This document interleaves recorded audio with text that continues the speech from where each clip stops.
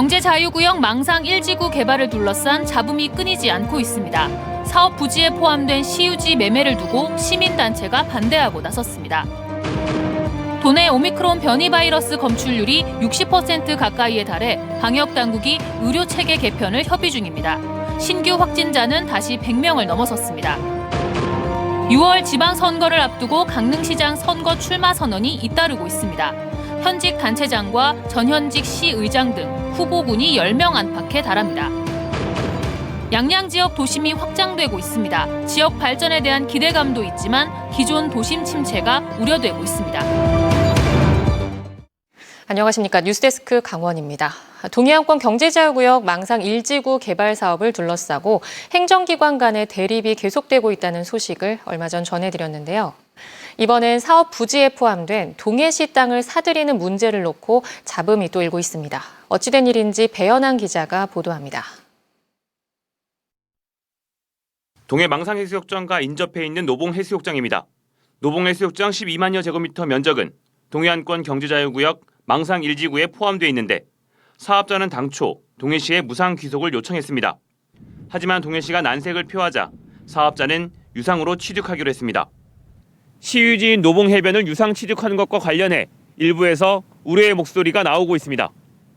망상지구 범시민 비상대책위원회는 성명서를 내고 사업자가 노봉해수욕장에 대해 무상 귀속 요청을 시도했다가 최근에는 감정평가에 따라 평당 최대 150만 원의 매입가를 제시하고 있는데 이해하기 힘든 일이라며 강하게 비판했습니다. 최근 동해안의 바다 인접 토지의 매매 가격이 크게 오른 걸 감안할 때 사업자가 제시한 매입가는 터무니없다는 주장입니다. 공시지가를 따져서 그 얼마나 되겠느냐 이런 얘기죠. 속초서부터 이 동해안 일대가 전부 다 지금 몸살을 앓고 있는데 많은 지가가 올라갔어요. 그런데 노봉해수욕장을 자기네들이 마음 맞게 가져가려고 하는 거는.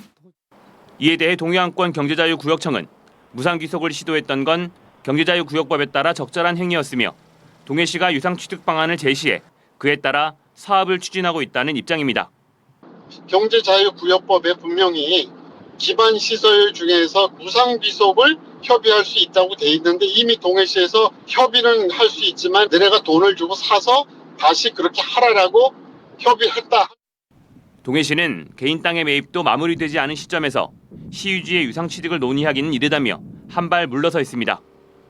사업자 선정 의혹을 둘러싼 검찰 수사 결과가 나오면서 순탄할 것 같았던 동해안권 경제자유구역 망상 1지구 개발 사업이 여전히 지역의 신뢰를 얻지 못한 채 답답한 모습을 보이고 있습니다. MBC 뉴스 배현환입니다.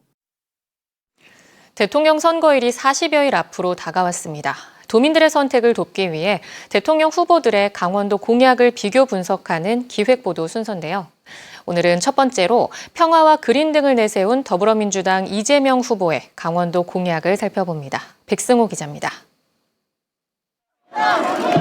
더불어민주당 이재명 후보는 강원도가 남북 평화의 상징이라며 평화특별자치도 공약을 첫 번째로 약속했습니다. 실현 가능성을 묻자 부산과 경남, 울산을 묶는 메가시티 등 전국을 대광역군으로 묶는 방안이 논의되고 있는 상황에 홀로 떨어진 강원도에는 자치권을 더 많이 줄 수밖에 없다며 특별자치도 승격을 자신했습니다.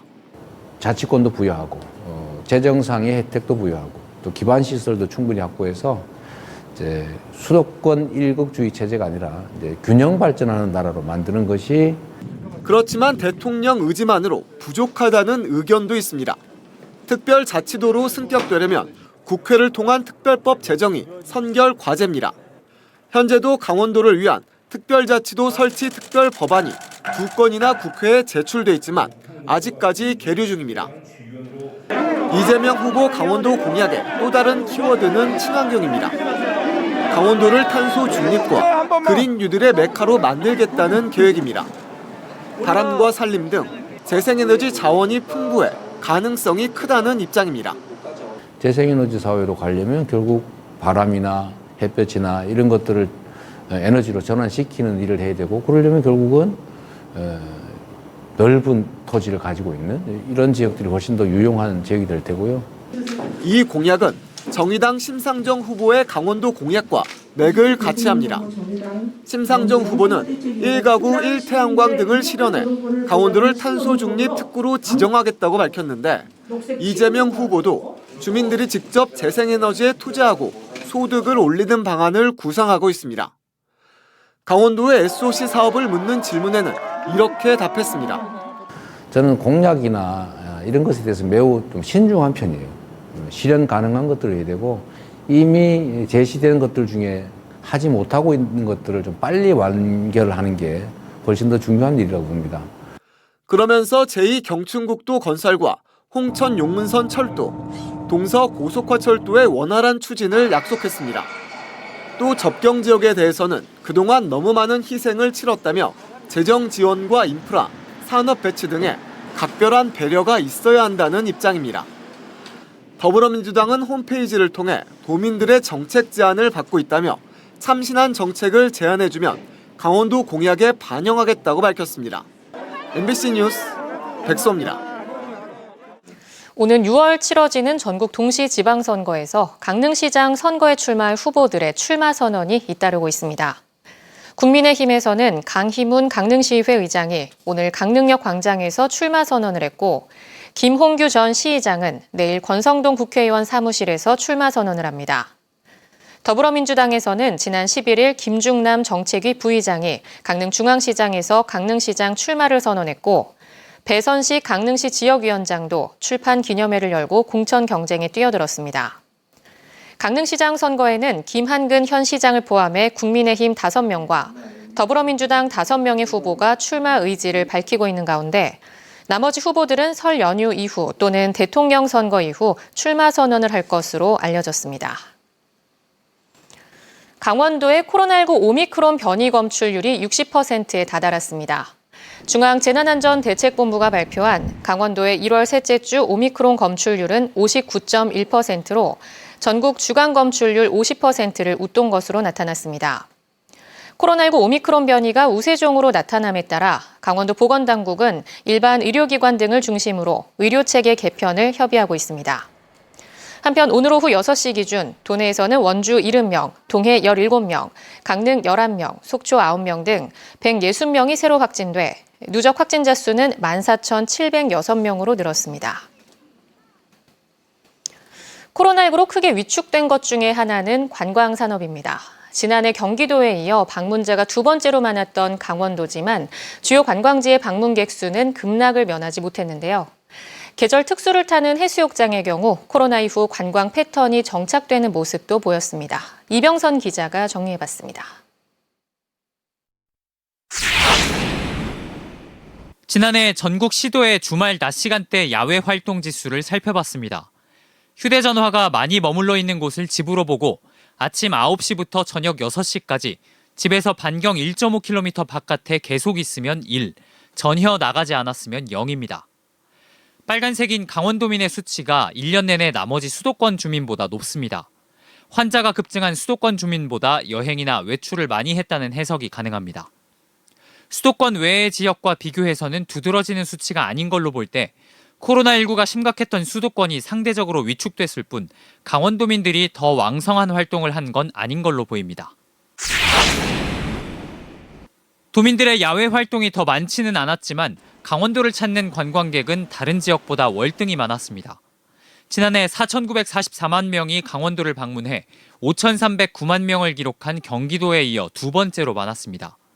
특히 경기도와 서울시 거주자의 방문이 두드러졌는데 이는 지리적으로 가깝거나 교통이 좋은 충남, 충북, 전북에서도 나타나는 경향이었습니다. 눈에 띄는 기록 가운데 하나는 서울에 가장 많이 방문한 타 시도민은 강원도민이었다는 점이었습니다. 이처럼 다른 지역과 비교해서는 가장 많은 수준의 사람들이 강원도를 찾았지만 코로나 전과 비교하면 고전을 면치 못했습니다. 출렁다리가 있는 원주 소금산밸리의 지난해 방문객은 32만 7천 명으로 2020년보다는 나아졌지만 코로나 전의 절반 수준입니다. 춘천과 강릉의 추이도 비슷한데 춘천의 월간 최다 관광객 수는 2019년에 비해 절반 아래로 떨어졌고 강릉의 해수욕장은 7월 대유행의 여파로 8월 입장객이 2019년의 12%에 불과했습니다. 강릉에서는 2년째 같은 양상이 반복됐습니다. 코로나 이전에 8월 첫 주를 전후한 기간에 사람이 몰리던 게 각 주말마다 고루 분배되고 방문자 수가 최고점을 찍는 시점도 8월 초에서 8월 15일 이후로 미뤄진 겁니다. 사람이 많은 때를 피해 피서를 즐기려는 경향이 정착된 셈입니다. 관광산업이 올해 어떨지는 사실상 코로나19에 달려있는 상황. 시름이 깊어진 관광지마다 올해는 희망이 자리 잡을 수 있을지 지켜볼 수밖에 없습니다. MBC 뉴스 이병선입니다. 최근 교통망이 많이 개선되고 있는 양양 지역의 도심 모습이 변화하고 있습니다. 새 버스터미널이 지어졌고 경찰서와 양양역도 새로 들어설 계획이어서 지역 성장에 대한 기대감이 커지고 있지만 이를 걱정하는 목소리도 없지 않습니다. 이하라 기자가 취재했습니다. 양양읍 송암리에 들어서는 양양 종합 여객 터미널이 모습을 갖췄습니다. 다음 달쯤 위탁업체가 선정되고 실내 조경 공사가 마무리되면 오는 6월쯤 운영을 시작할 것으로 보입니다. 터미널 바로 맞은편에 들어서는 양양 역사 설계 공모도 진행 중입니다. 동해 북부선 복원 공사가 시작되면서 기존에는 철도 노선이 없었던 양양에도 2027년까지 기차역이 들어설 예정입니다. 여기에다 주민 수건 사업이었던 경찰서도 이 근방에 들어섭니다. 양양경찰서가 들어설 곳입니다. 내년 공사의 착공에 2024년 12월이 준공 목표입니다. 이렇게 도심이 넓어지고 있는 걸 상당수의 주민들은 반기는 분위기입니다. 저희야 환영이죠. 더 좋은 일 아니겠어요? 아무래도 시내권이 좀 넓혀진다고 보면 되니까. 양양군도 현재 강원연구원과 함께 양양 역사를 중심으로 주변을 연계 개발하기 위한 전략을 찾고 있습니다. 지역이 한 단계 도약하는 데 기틀을 마련하겠다는 구상입니다. 터미널을 중심으로 해서 송암리에서 낙산지구까지 역세권 개발이 이루어지게 되면 양양이 교통의 충지가 될 것이며 도시 지역으로 한 단계 업그레이드될 수 있는 기회가 될 것으로 보입니다. 하지만 도심이 계속 확장하는 데에 우려의 목소리도 있습니다. 기존 도심에 사는 주민들은 상권 침체 등을 걱정하고 있습니다.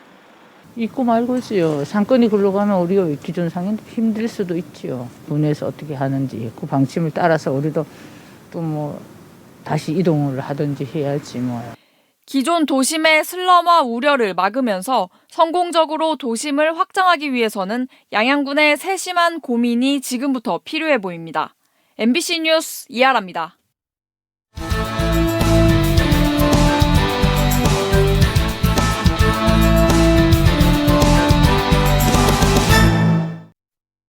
동서고속도로 추진협의회가 삼척 제천 구간 조기 착공을 대선 공약에 반영해달라는 건의문을 전달했습니다. 더불어민주당과 국민의힘 강원도당에 전달한 이번 건의문은 정부의 제2차 고속도로 건설 계획에 삼척 영월 구간을 중점 추진 대상 사업에 포함하고 예비 타당성 조사 면제를 통해 조속한 사업 시행을 건의하는 내용이 포함됐습니다. 동서고속도로는 지난 2015년 평택 제천 127km 구간이 개통됐고 2020년엔 제천 영월 구간이 예타 조사를 통과했지만 삼척 영월 구간에 대해선 건설 계획조차 확정되지 않은 상황입니다. 지난해 도내 무역항의 화물 처리 실적이 2020년보다 늘었습니다. 해양수산부에 따르면 동해 묵호항과 삼척항, 호산항, 옥계항 등 도내 5개 무역항에서 처리한 지난해 항만 물동량은 5,709만 9천여 톤으로 2020년보다 3.2% 늘었습니다. 품목별로는 시멘트와 유연탄이 전년보다 각각 1.9%, 8.1% 늘었고 무연탄은 22.8% 줄었습니다. 해양수산부는 주택 공급 정책 확대와 경제 회복으로 전국 주요 항만에서 시멘트 관련 품목의 물동량이 전반적으로 늘었다고 분석했습니다. 동해시가 지역 관광 거점을 육성하기 위해 5대 권역별 관광지 개발 사업을 활발히 추진하고 있습니다.